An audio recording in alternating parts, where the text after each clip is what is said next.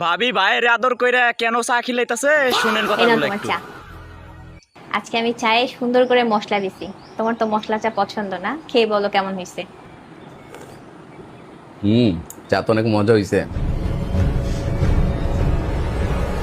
আচ্ছা, একটা কথা বলো তো, তুমি তো আজ পর্যন্ত এরকম ভালোবেসে কখনো চা দাও নাই।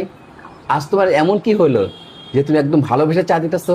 শোনো, আলমারিতে যে টাকা রাখছি না, ওইখান থেকে 1 টাকা খরচ করবা না, ওটা কিন্তু ব্যাংকে জমা দেওয়া লাগবে।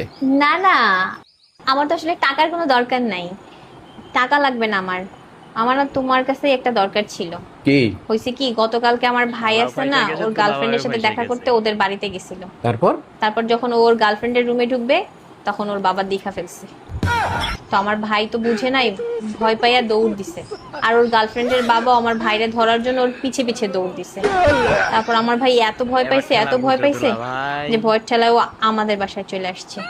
আমাদের বাসায়? হ্যাঁ। এখানে? তারপর? আর ওর গার্লফ্রেন্ডের বাবাও আমাদের বাসায় ঢুকতে ওরে দেখা ফেলছে। তারপর? পরে দরজায়